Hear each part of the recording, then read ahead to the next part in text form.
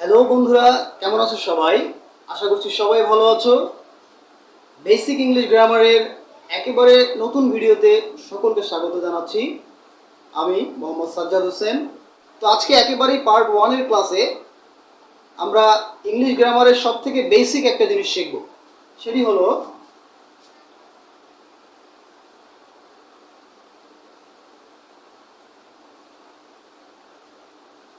Sentence pattern. এই বিষয়টা কিন্তু গ্রামারের একেবারেই বেসিক একটা বিষয়।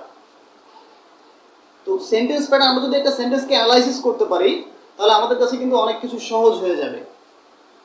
তো বন্ধুরা, চলুন সেন্টেন্স প্যাটার্ন অ্যানালাইসিস করার আগে আমরা কিছু এক্সাম্পল দেখে আসি। যেমন ধরুন, আমি একটা সেন্টেন্স লিখছি, স্টপ, থামো। এটা কিন্তু একটা সেন্টেন্স, এটা একটা ইম্পারেটিভ সেন্টেন্স, স্টপ। তারপর যদি আরেকটা সেন্টেন্স লিখি, দ্য গার্ল ইজ ডান্সিং। তারপর যদি লিখি, birds fly in the sky. Another sentence, I know him. Father gifted me a car. Okay fine, এই কয়টা সেন্টেন্স নিয়ে আমরা অ্যানালাইসিস করব যে একটি বাক্য গঠন করতে গেলে একেবারে মিনিমাম কোন বিষয়গুলো প্রয়োজন। তো আমরা ফার্স্ট সেন্টেন্সে যদি খেয়াল করি, স্টপ। স্টপ কিন্তু একটা ভার্ব, তাহলে এই বাক্যে কিন্তু একটা ভার্ব আছে। আমরা যদি পরের সেন্টেন্সের দিকে তাকাই, ইজ ডান্সিং, এটা হলো ভার্বের অংশ। দ্য গার্ল, এটা হচ্ছে সাবজেক্ট। তাহলে দেখতে পাচ্ছি এই বাক্যে একটি সাবজেক্ট আছে এবং একটি ভার্ব আছে। ওকে ফাইন, পরের বাক্যটা আছে birds fly in the sky. এখানে ফ্লাই হলো verb, birds subject, in the sky এটা কি? আমরা অনেকেই ভার্বের পরে কিছু থাকলে কিন্তু সেটাকে অবজেক্ট বলে ফেলি, বাট আসলে ভার্বের পরে সবসময় অবজেক্ট থাকে না। যেমনটা এই বাক্যটা, ইন দ্য স্কাই, এটা কিন্তু একটি মডিফায়ার। আচ্ছা, মডিফায়ার কোন জিনিস এটা আমরা পরবর্তীতে শিখবো ইনশাআল্লাহ। আই নো হিম, এখানে নো কথাটি একটি ভার্ব, আই হলো সাবজেক্ট এবং হিম হচ্ছে অবজেক্ট। তাহলে দেখতে পাচ্ছি যে এই বাক্যটিতে একটি সাবজেক্ট আছে, একটি ভার্ব আছে এবং একটি অবজেক্ট আছে। পরবর্তী সেন্টেন্সে যদি আমরা খেয়াল করি, গিফটেড এটা একটি ভার্ব, ফাদার হলো সাবজেক্ট, মি হচ্ছে অবজেক্ট, আর কার এটা আরেকটা অবজেক্ট।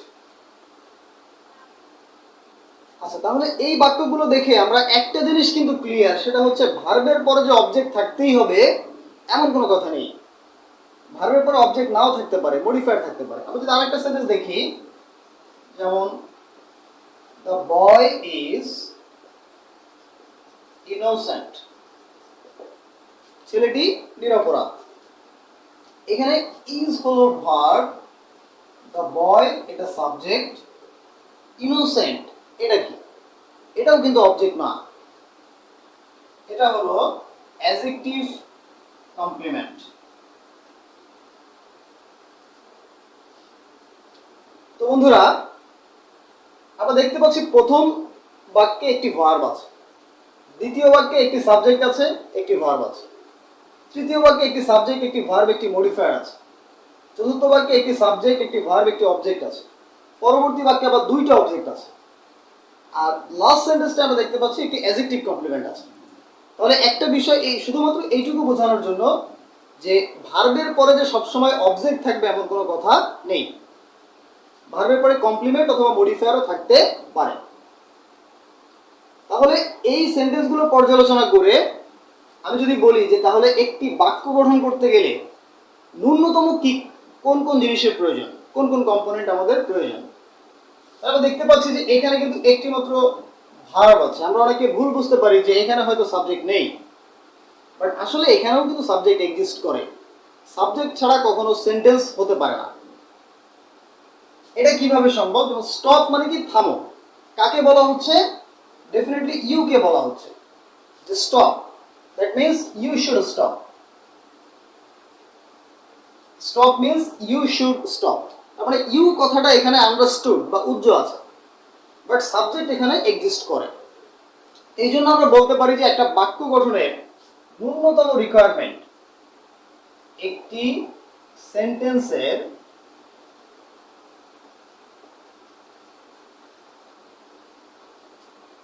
ন্যূনতম রিকোয়ারমেন্ট কি?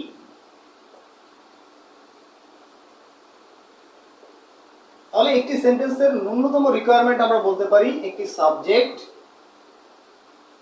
এবং একটি ফিনিট ভার্ব।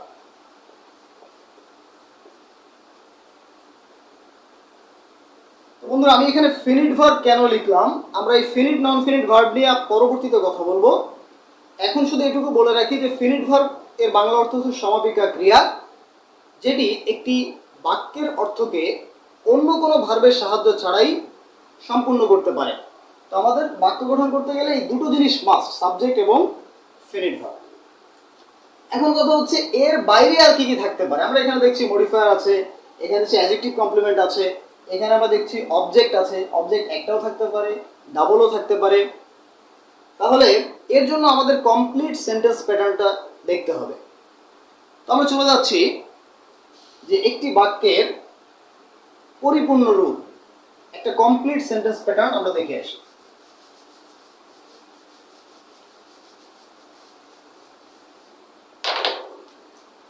তাহলে আমরা দেখব এ কমপ্লিট সেন্টেন্স প্যাটার্ন।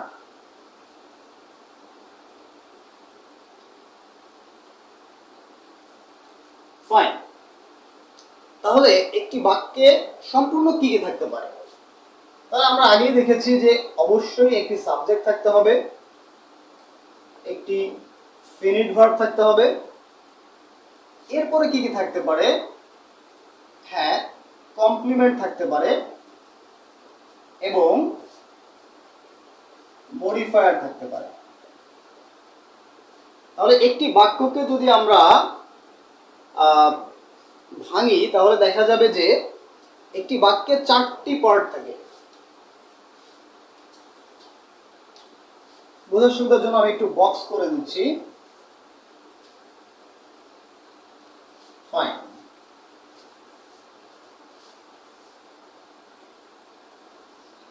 বন্ধুরা, এই কমপ্লিমেন্টকে আবার দুই ভাগে ভাগ করা যায়। একটি হচ্ছে নাউন কমপ্লিমেন্ট, অন্যটি হলো অ্যাডজেক্টিভ কমপ্লিমেন্ট। তাহলে আমরা দেখতে পাচ্ছি যে এখানে সাবজেক্ট এবং ফিনিট ভার্ব এই দুটো কিন্তু কম্পালসারি। আমি এখানে স্টার মার্ক দিয়ে রাখলাম, কারণ এই দুটো ছাড়া কখনোই বাক্য হবে না। এটা বাক্যের একেবারে মিনিমাম রিকোয়ারমেন্ট, যেটা আমরা আগেই দেখেছি। আচ্ছা, তো এখন আমাদের এখানে কনফিউশন লাগতে পারে যে আমরা এখানে দেখছি সাবজেক্ট আছে, ফিনিট ভার্ব আছে, নাউন কমপ্লিমেন্ট আছে, অ্যাডজেক্টিভ কমপ্লিমেন্ট আছে এবং মডিফায়ার আছে। তাহলে অবজেক্টটা গেল কোথায়? ফাইন, অবজেক্ট হচ্ছে এই যে নাউন কমপ্লিমেন্ট, এটাকে আমরা বলছি অবজেক্ট। সো নাউন কমপ্লিমেন্টকে অবজেক্ট বলা হয়, তার মানে অবজেক্ট নিজেও একটা কমপ্লিমেন্ট। ফাইন, এখন আমরা দেখব সাবজেক্ট হিসেবে কোন কোন পার্টস অফ স্পিচ বসতে পারে, অবজেক্ট হিসেবে কোনগুলো বসে, মডিফায়ার হিসেবে কোনগুলো বসে, এগুলো আমরা এখন আলোচনা করব। তাহলে সাবজেক্ট হিসেবে বসতে পারে কি কি? সাবজেক্ট হিসেবে কোনো নাউন বসতে পারে, কোনো প্রোনাউন বসতে পারে, আমি এখানে শর্ট ফর্ম ব্যবহার করেছি, অথবা কোনো নাউন ইকুইভ্যালেন্ট। তাহলে সাবজেক্ট হিসেবে কোনো নাউন, প্রোনাউন অথবা নাউন ইকুইভ্যালেন্ট বসতে পারে। নাউন ইকুইভ্যালেন্ট বলতে আমরা ফ্রেজ বলতে পারি, নাউন ফ্রেজ। নাউন ফ্রেজটা নাউন ইকুইভ্যালেন্টের মধ্যে পড়ে, এমনকি প্রোনাউনও নাউন ইকুইভ্যালেন্টের মধ্যেই পড়ে, মানে নাউন সমজাতীয়। ফাইন, অবজেক্ট হিসেবেও বসতে পারে, যেহেতু এটাও নাউন কমপ্লিমেন্ট, তাহলে এটাও হবে কোনো নাউন, কোনো প্রোনাউন, অথবা কোনো নাউন ইকুইভ্যালেন্ট, অর্থাৎ নাউন ফ্রেজ হতে পারে। তাহলে এখান থেকে একটা জিনিস ক্লিয়ার যে আমাদের সাবজেক্ট বা অবজেক্ট দুটোই কিন্তু নাউন, প্রোনাউন অথবা নাউন ইকুইভ্যালেন্ট হতে পারে। ফাইন। আর ফিনিট ভার্ব এটা তো ভার্বই হবে। Okay fine. আমরা ভার্বের উপরে একটা ভিডিও করব সেখানে, এবং আমি ডেসক্রিপশন বক্সে এটা লিংক দিয়ে দিব, আপনারা সেখান থেকে এই ভিডিওটি দেখে নিতে পারেন। আচ্ছা, এরপরে আমরা আসছি অ্যাডজেক্টিভ, কমপ্লিমেন্ট এবং মডিফায়ার। Okay fine. মডিফায়ার হিসেবে বসতে পারে কি? মডিফায়ার হিসেবে সাধারণত অ্যাডভার্ব বসে। অ্যাডভার্ব কি বলি আমরা? মডিফায়ার।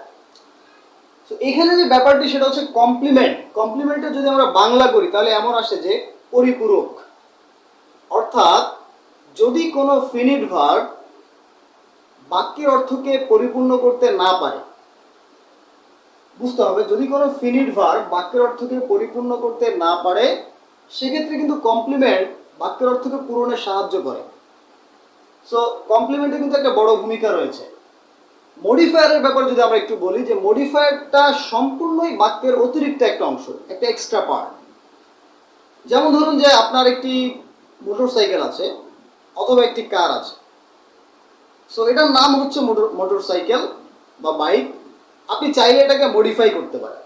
মডিফাই করার অর্থ হচ্ছে কি, যে আপনি বাইকের ডিজাইনটা পরিবর্তন করতে পারছেন, আপনি বাইকের লাইটগুলো অথবা ধরেন যে আপনার লুকিং গ্লাসগুলো পরিবর্তন করলেন, একটা নতুন সুন্দর লুক দিলেন, এটাকে বলা হয় মডিফিকেশন।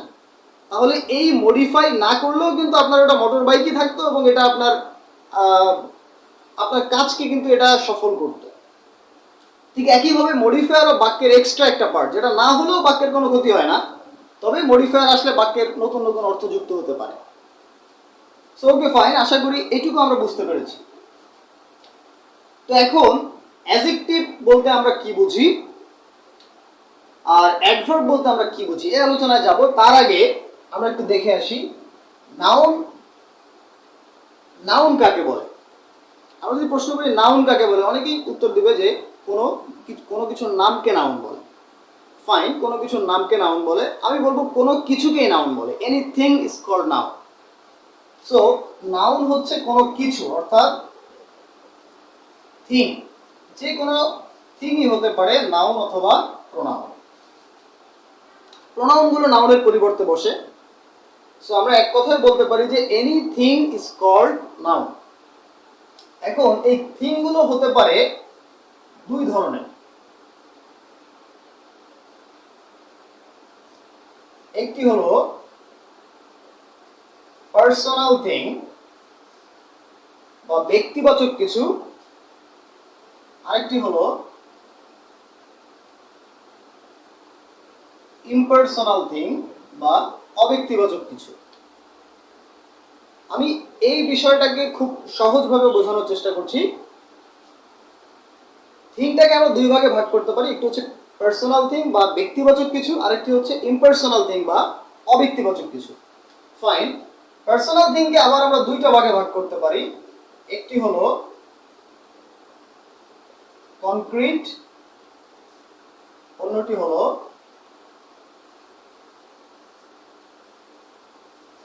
অ্যাবস্ট্রাক্ট। একইভাবে ইম্পার্সোনাল থিংও দুই ধরনের হতে পারে।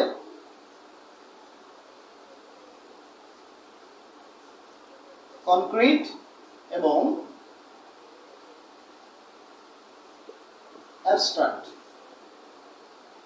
Okay fine. এখন আমরা কিছু এক্সাম্পল দেখতে পারি, তাহলে আশা করি বিষয়টা ক্লিয়ার হয়ে যাবে। সো পার্সোনাল কনক্রিট, কনক্রিট মানে হচ্ছে যার বাহ্যিক অবস্থিতি আছে, যেটা দেখা যায়, ধরা যায়, ছোঁয়া যায়, এমন কিছু।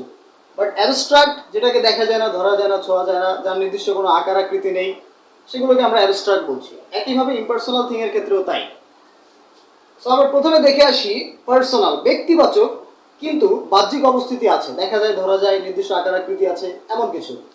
যেমন হতে পারে কোনো মানুষের নাম রহিম। রহিম একটা ব্যক্তিবাচক কিছু এবং এটি কিন্তু কনক্রিট।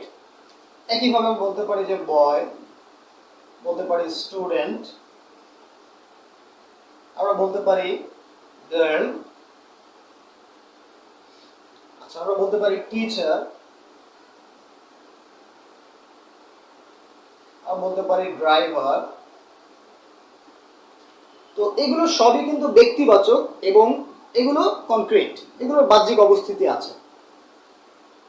এবার আমরা দেখি যে ব্যক্তিবাচক কিন্তু অ্যাবস্ট্রাক্ট, অর্থাৎ এটা ব্যক্তিবাচক হবে, কোনো ব্যক্তি নির্দেশ করবে, কিন্তু যার নির্দিষ্ট কোনো আকার আকৃতি নেই, যাকে দেখা যাবে না, ধরা যাবে না বা ছোঁয়া যাবে না, এমন নাউন কি হতে পারে? এটা হতে পারে গড, হতে পারে আল্লাহ, হতে পারে অ্যাঞ্জেল, ফেরেশতা, যেটাকে আসলে আমরা দেখতে পাই না, যার নির্দিষ্ট কোনো আকার আকৃতি নেই, এটা কিন্তু অ্যাবস্ট্রাক্ট কিন্তু পার্সোনাল। হতে পারে ডেভিল ইত্যাদি। তো এই নাউনগুলো হচ্ছে পার্সোনাল এবং অ্যাবস্ট্রাক্ট। এরপর আমরা আসি ইমপার্সোনাল, মানে অব্যক্তিবাচক, কোনো ব্যক্তিকে বোঝাবে না, কনক্রিট, যার বাহ্যিক অবস্থিতি আছে। যেমন হতে পারে পেন, হতে পারে বুক, হতে পারে ব্রিক, ইট, হতে পারে ফ্যান, হতে পারে টেবল। তো এগুলো হচ্ছে ইমপার্সোনাল, কোনো ব্যক্তিকে বোঝাচ্ছে না, কিন্তু এগুলো কনক্রিট। এবার আমরা চলে আসি অ্যাবস্ট্রাক্ট নাউনে। এই অ্যাবস্ট্রাক্ট ইমপার্সোনাল নাউন কিন্তু এটা চেনার কিছু সহজ উপায় আছে, এবং এটি আমি আরেকটি ভিডিওর মাধ্যমে তোমাদেরকে শিখিয়ে দেবো ইনশাআল্লাহ। তো অ্যাবস্ট্রাক্টের মধ্যে যেগুলো আছে, আমরা হতে পারে এডুকেশন, শিক্ষা। শিক্ষার কিন্তু নির্দিষ্ট কোনো আকার আকৃতি নেই, আবার এটি কিন্তু ব্যক্তিবাচকও নয়, এটা অব্যক্তিবাচক।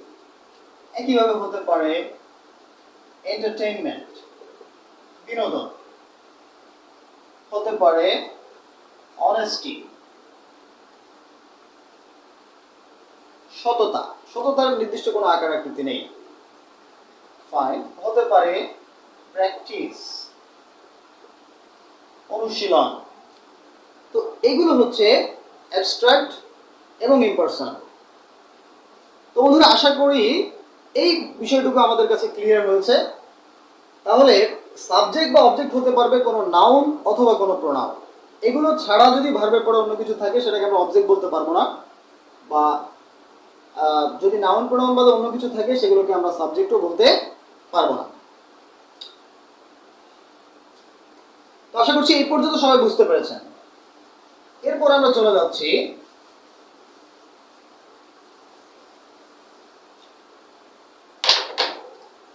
Adjective complement.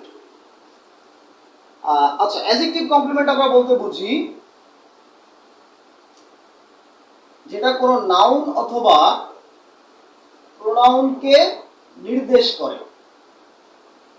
অ্যাডজেক্টিভের কাজ হচ্ছে কোনো নাউন বা প্রোনাউনকে নির্দেশ করা, নাউন প্রোনাউন সম্পর্কে কিছু বলা, অর্থাৎ নাউন বা প্রোনাউনের দোষ, গুণ, অবস্থা, সংখ্যা, পরিমাণ ইত্যাদি নির্দেশ করা। অ্যাডভার্বের কাজ হচ্ছে অ্যাডভার্বে নাউন বা প্রোনাউন বাদে অন্য পার্টস অফ স্পিচকে মডিফাই করবে, অন্য পার্টস অফ স্পিচ নির্দেশ করে। অর্থাৎ অন্য পার্টস অফ স্পিচ সম্পর্কে কিছু বলবে। যেমন আমরা কিছু এক্সাম্পল দেখতে পারি। যেমন বলা যায় the horse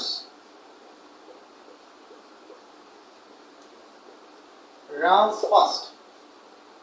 The horse runs fast. Okay, fine. তো runs কথাটি হচ্ছে একটি verb,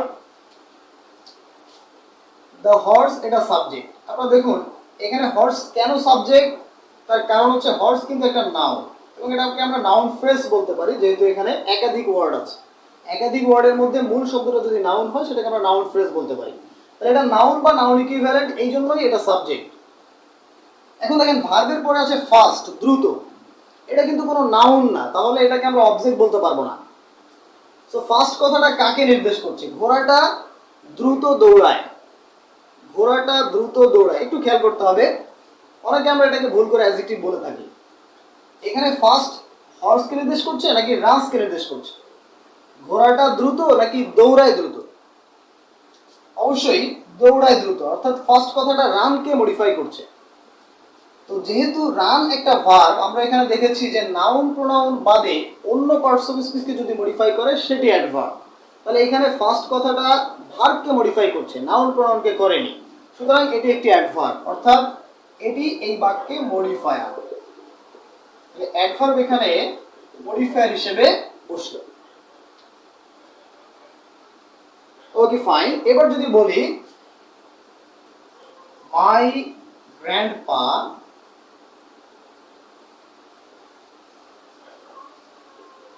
is strong. My grandpa is strong. এখানে is কথাটা হচ্ছে একটি ভার্ব, my grandpa এটি সাবজেক্ট। সো কেন সাবজেক্ট? কারণ গ্র্যান্ডপা কথাটি নাউন, অর্থাৎ এটি নাউন ইকুইভ্যালেন্ট বা নাউন ফ্রেজ। স্ট্রং কথাটা কিন্তু আমার গ্র্যান্ডপাকে নির্দেশ করছে যে আমার দাদা শক্তিশালী। তাহলে স্ট্রং কথাটা গ্র্যান্ডপাকে নির্দেশ করছে। গ্র্যান্ডপা যেহেতু একটি নাউন, সুতরাং নাউনকে যে নির্দেশ করে সে হচ্ছে একটি অ্যাডজেক্টিভ, অর্থাৎ স্ট্রং কথাটা একটি অ্যাডজেক্টিভ। তাহলে এখানে এটাকে আমরা বলতে পারি অ্যাডজেক্টিভ কমপ্লিমেন্ট।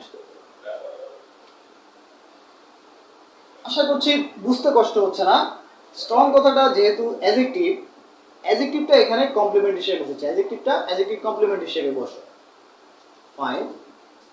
যদি বলি যে my mother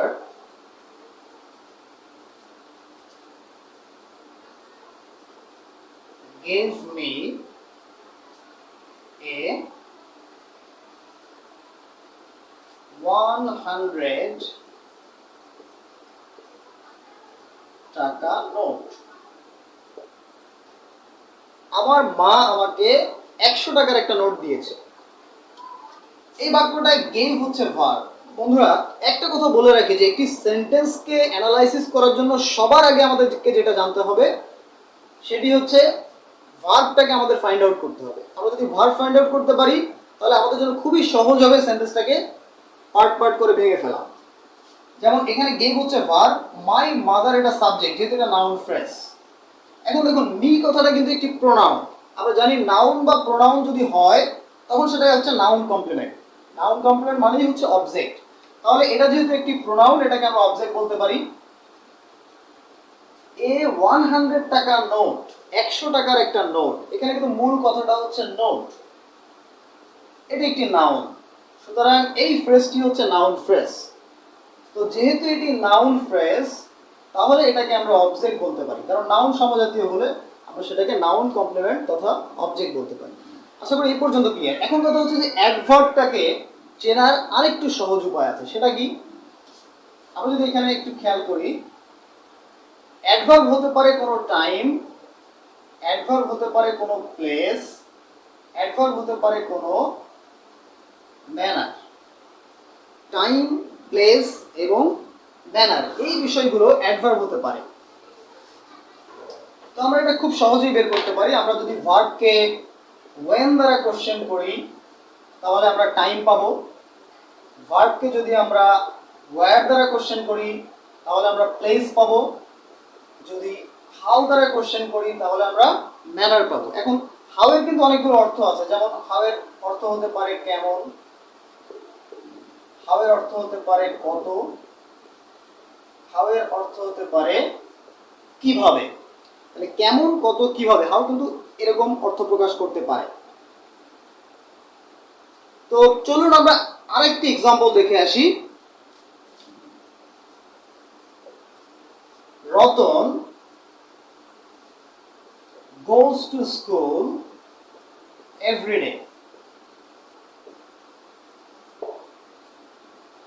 Ratan goes to school every day। এই বাক্যগুলোতে কি কি আছে? যেমন goes কথাটা একটি ভার্ব, রতন হলো সাবজেক্ট। একটু খেয়াল করতে হবে এখানে টু স্কুল, স্কুল কথাটা কিন্তু নাউন, কিন্তু এটাকে আমরা অবজেক্ট বলতে পারছি না। তার কারণ হচ্ছে এর সাথে একটি প্রিপোজিশন টু যুক্ত করা আছে, টু স্কুল, স্কুলে। এখন কিন্তু এটা জায়গা বোঝাচ্ছে, রতন স্কুলে যায়, তাহলে স্কুলে কথাটা কিন্তু জায়গা বোঝাচ্ছে। সো নাউনের সাথে প্রিপোজিশন যুক্ত হলে এটা অনেক সময় জায়গা বোঝাতে পারে। তো যেহেতু এটা জায়গা বোঝাচ্ছে বা প্লেস বোঝাচ্ছে, আমরা এটাকে মডিফায়ার বলবো। এটা একটি অ্যাডভার্ব, মডিফায়ার অফ প্লেস এটা। একইভাবে এভরিডে মানে প্রতিদিন, এটা কিন্তু একটা সময় বোঝাচ্ছে, প্রতিদিন সময় বোঝাচ্ছে। সো এটিও একটি মডিফায়ার। তাহলে দেখুন মডিফায়ার কিন্তু একাধিক থাকতে পারে, কারণ কি এটা হচ্ছে মডিফায়ার অফ টাইম। এই বাক্যে কোনো অবজেক্ট নেই, দুইটা মডিফায়ার আছে, একটি জায়গা বোঝাচ্ছে এবং অন্যটি টাইম বোঝাচ্ছে। আমি যদি এভাবে লিখি যে আই লাভ বাংলাদেশ, আমি বাংলাদেশকে ভালোবাসি, ফাইন। আরেকটি সেন্টেন্স যদি লিখি I live in Bangladesh, I love Bangladesh এবং আই লিভস ইন বাংলাদেশ, দুটোর ভিতরে পার্থক্য কি দেখেন? লাভ কথাটি একটি ভার্ব, সুতরাং আই সাবজেক্ট, বাংলাদেশ এখানে কি আমরা একটু পরে আসছি। লিভ কথাটি একটি ভার্ব, আই হলো সাবজেক্ট। এখানে আছে বাংলাদেশ, এখানে আছে ইন বাংলাদেশ। এখানে হচ্ছে সেই পার্থক্যটা যেটা আমরা আগে বললাম। এখানে বাংলাদেশ কথাটি কিন্তু নাউন, যেহেতু এটি নাউন সুতরাং এটি একটি অবজেক্ট, কারণ আমরা জানি নাউন প্রোনাউন হলে সেটি অবজেক্ট হতে পারে। কিন্তু এখানে বাংলাদেশের সাথে ইন যুক্ত হওয়ার কারণে অর্থটা কিন্তু কেমন আসতেছে? আই লিভ ইন বাংলাদেশ, আমি বাংলাদেশে থাকি। এখন বাংলাদেশে এটা কিন্তু জায়গা বোঝাচ্ছে। সো এটি হচ্ছে এখানে মডিফায়ার, কারণ এটি প্লেস বা জায়গা বোঝাচ্ছে। তো বন্ধুরা আশা করছি যে এ পর্যন্ত আমরা সবাই বুঝতে পেরেছি যে একটি সেন্টেন্সকে, আমি আরেকবার একটু রিভিউ করি, একটি সেন্টেন্সকে চারটা পার্টে ভাগ করা যায়, সাবজেক্ট, ফিনিট ভার্ব, কমপ্লিমেন্ট এবং মডিফায়ার। যেখানে কমপ্লিমেন্টকে আবার দুই ভাগে ভাগ করা যায়, একটি হলো নাউন কমপ্লিমেন্ট, একটি হলো adjective complement. Okay fine. Subject হিসেবে নাউন বা প্রোনাউন অথবা নাউন ইকুইভ্যালেন্ট বসতে পারে, ভার্ব হিসেবে তো ভার্বই বসবে। নাউন কমপ্লিমেন্ট হতে পারে নাউন প্রোনাউন অথবা নাউন ইকুইভ্যালেন্ট। অ্যাডজেক্টিভ কমপ্লিমেন্ট হিসেবে অ্যাডজেক্টিভ বসবে, এবং অ্যাডজেক্টিভটা হলো কি? নাউন বা প্রোনাউনের কোয়ালিফায়ার অথবা মডিফায়ারও বলতে পারি আমরা, নাউন বা প্রোনাউনকে যে নির্দেশ করবে। আর মডিফায়ার হচ্ছে অ্যাডভার্ব মডিফায়ার হিসেবে বসতে পারে, অ্যাডভার্বটা নাউন প্রোনাউনকে বাদ রেখে অন্য সবাইকে মডিফাই করবে। এবং আমরা দেখলাম অ্যাডভার্ব চেনার আরও সহজ উপায়, যে কোনো সময় বোঝালে সেটা অ্যাডভার্ব, প্লেস বোঝালে সেটা অ্যাডভার্ব, এবং ম্যানার, কোনো কাজ কিভাবে ঘটে, কেমন করে ঘটছে, এটা যদি বোঝায় সেক্ষেত্রে আমরা সেটাকে ম্যানার বলব। তো বন্ধুরা এই ছিল আমাদের আজকের ভিডিওতে, আশা করি আপনাদের ভালো লেগেছে। যদি ভিডিওটি ভালো লেগে থাকে অবশ্যই ভিডিওতে একটি লাইক দেবেন। যদি আপনারা এখনও সাবস্ক্রাইব করে না থাকেন ভিডিওটি অবশ্যই সাবস্ক্রাইব করবেন। আপনারা এখানে কোনো বিষয় যদি বুঝতে অসুবিধা হয় কমেন্ট করতে পারেন, এবং ভালো লাগলে ভিডিওটি শেয়ার করে বন্ধুদের জানাতে পারেন। তো আজকে এই পর্যন্তই, দেখা হবে পরবর্তী ভিডিওতে। ধন্যবাদ সবাইকে।